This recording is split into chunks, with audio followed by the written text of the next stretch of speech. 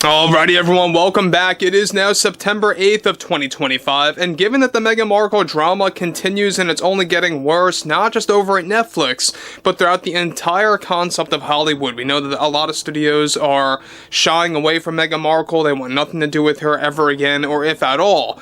And ever since the ratings disaster known as Season 2 for With Love Meghan, we also know that a lot of studios are beginning to wake up about how not to run a company, how not to run a studio like Ted Sarandos. This is Mike Zero. Subscribe if you're new and like this video to see future updates. You can also follow me at Mike01. I thank you also very much for the great and kind support.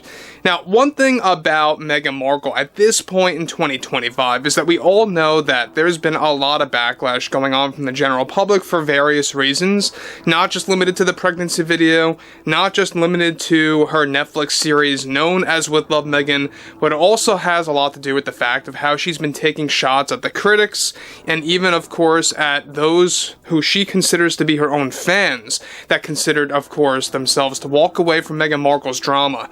Now, what's interesting about all this, though, has a lot more to do with Meghan Markle and her connection to the Walt Disney Company and exactly what went on between these two, and of course CEO Bob Iger. Now, with the Meghan Markle backlash getting worse, not just at Netflix, but also throughout various studios in the film industry, one major development, get this, going on right now, involves more to do with Meghan Markle's blacklisting from Disney and new truths that recently emerged. Now, a crucial update to this entire situation now involves how, as it turns out, Meghan was set to not just develop one project with the Walt Disney Company, but 3 projects for National Geographic alone on Disney Plus before she was blacklisted. Now, you guys may recall some years ago she did this elephant special where she did a narration for a whole documentary about elephants, a whole special, if you will, about elephants, stuff like that. And it really didn't go too well at all. In fact, a lot of people despised it because of Meghan Markle's voice.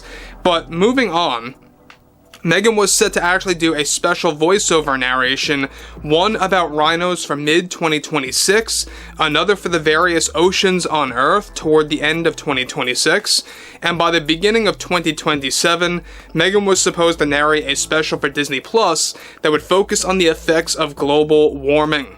All of these projects were axed, cancelled, as it turns out, after the Disney, of course, CEO Bob Iger and the many board members actually realized that her pregnancy video created so much backlash that they just had to let her go, not just from the projects, but also from Disney entirely.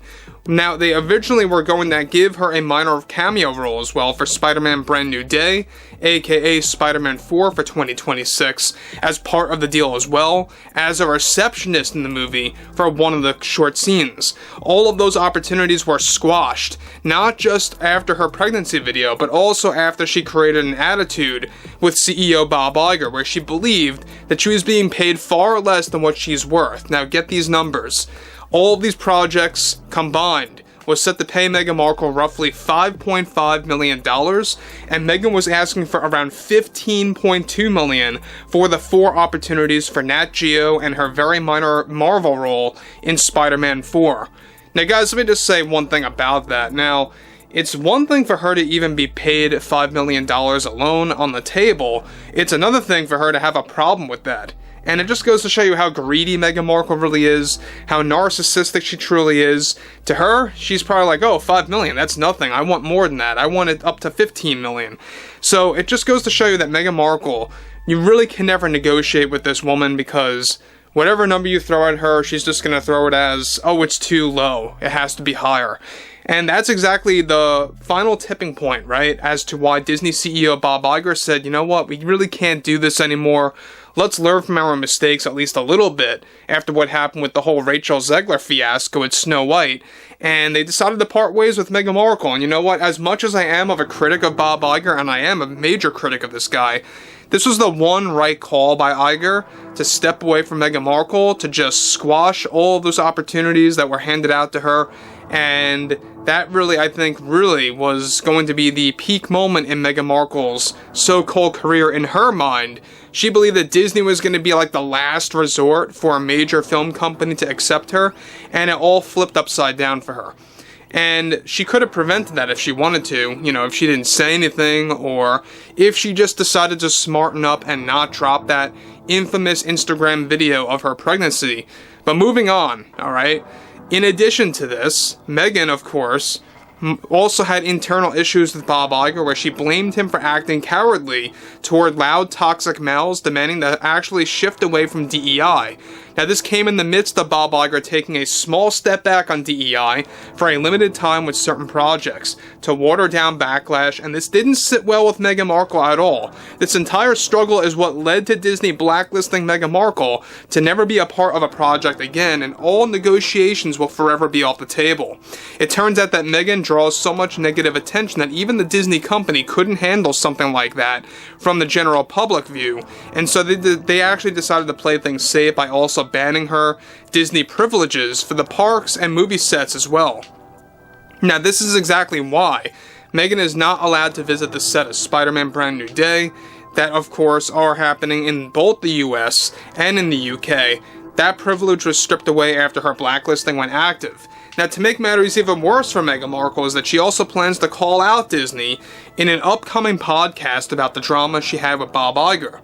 Now, guys, again, the fact that she's trying to gossip now about her bad experience with Disney, her bad experience with Bob Iger, and why she was let go, she's going to come out in a couple of months' time talking about that on her podcast, a new podcast that is set to focus on her struggles in the film industry and the whole, inside experience of the film industry as far as she saw things. And that's really going to, I think, take a bite out of how people see her as anything, to do with the Hollywood or the whole film industry, show business, etc., etc.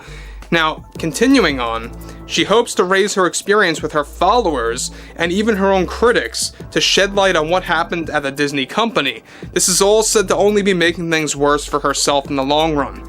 And you know what? It is, because we know one thing about this is that Disney was the last resort for her. Like I said before, the last major, movie company, the last major production studio that was going to allow her to be either doing narration roles or getting cameo roles here and there, one of which, surprisingly, was going to be for Marvel's Spider-Man 4, Brand New Day.